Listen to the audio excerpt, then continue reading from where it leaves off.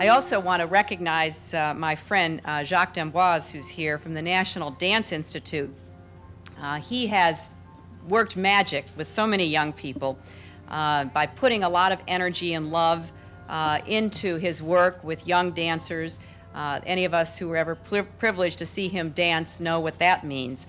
And this year, he will be hiking, I understand. Now, stop me if I'm wrong, Jacques, but I don't want to say something that you're not ready to do. But I've been told you're going to be hiking the entire length of the Appalachian Trail, all 2,160 miles of it.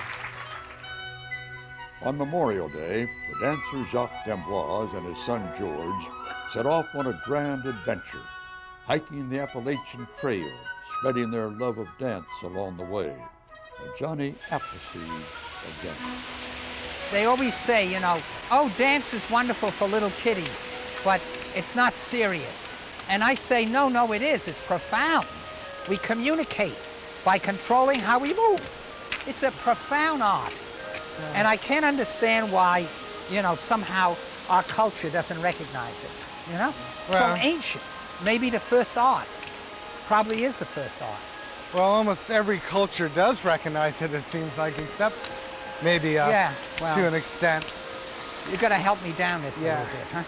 Is it slippery? No, it's not that. Okay. We've been on worse.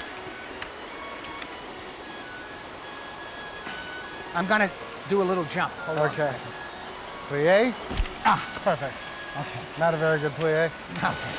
Boy, my knees hurt. This trip is hard on the joints. When a child takes dance, they're taking steps towards how they're going to move throughout life. When you started dancing, when you were little, what did you feel about it, taking dancing lessons? It really helped. I mean, it gave me some focus, it gave me control. Yeah, you begin to feel that you're in charge of your own life. Occasionally, Jacques will come down off the trail to teach the trail dance, a lively little jig he invented. I know I'll be teaching inmates in a correctional institute in Rutland, Vermont. I know cadets in Annapolis. There's a whole town in Roxborough, North Carolina waiting. About 6,000 people in the town. The sheriff, the superintendent of schools, the mayor, they're all waiting to learn this dance. Young Jacques D'Amboise, at the urging of his mother, escaped the gang life of New York's Washington Heights by joining his sisters in their dance classes. While still a teenager, he joined the New York City Ballet, becoming a protege of the great Georges Balanchine.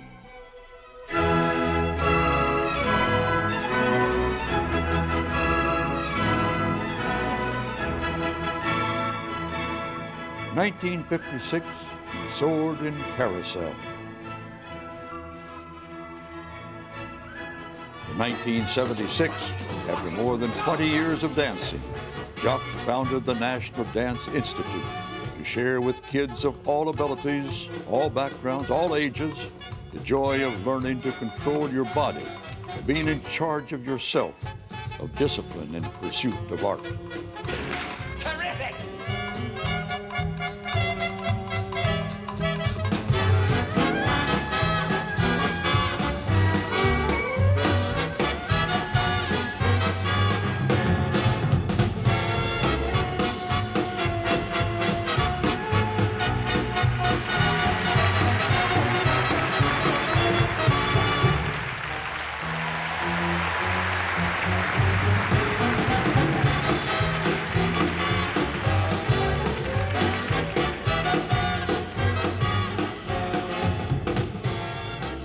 In 1999, Jacques took a day off from the trail to testify in the U.S. Senate in support of funding for the arts.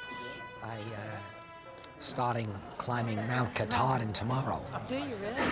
Mount Katahdin. From here. 5,200. Is the trek up longer than the trek down?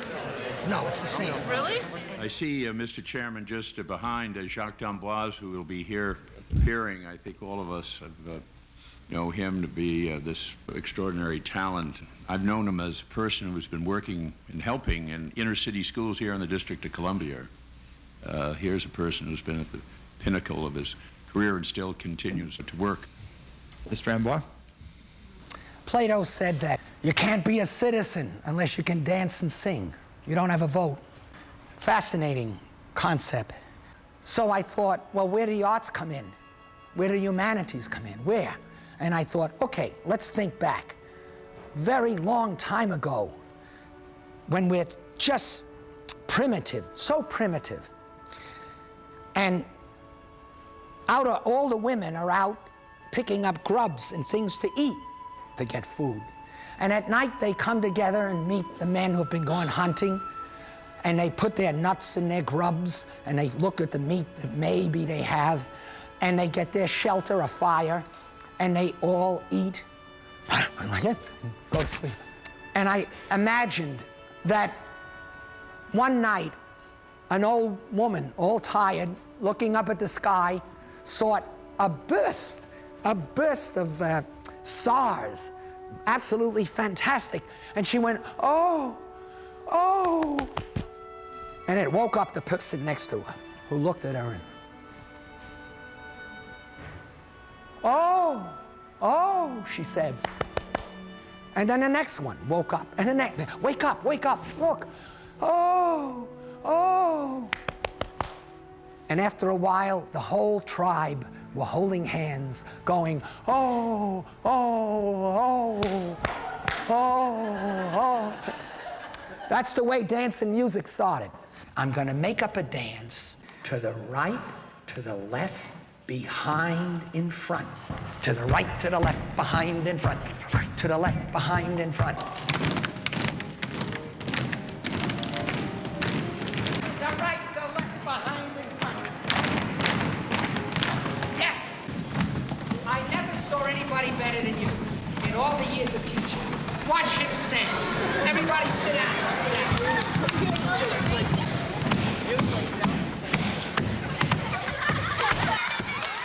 What do we want America to be? Give me a hand. We start with children. We can't give them junk, because then they learn junk, grow up to be junk, and pass it on. We have to give our children the best of everything. The best poets, the best scientists, the best teachers, the best dance teachers, musicians, early in kindergarten. What children do in kindergarten, the play, and the ring around the rosy and drawing, continues on to architecture and symphony orchestras. Give children the best of everything, and they'll grow up to be the best and pass on the best. Perfect. Left side, stamp. Switch feet. She got it. Then with my son George, he was in the Air Force. He was a specialist in training pilots how to survive if they have to eject from a plane. And I said, George, would you come with me? Because it's so hard and I'll need help. And I know you had the same dream as I did of hiking the Appalachian Trail. You know, wonderful Tchaikovsky melody.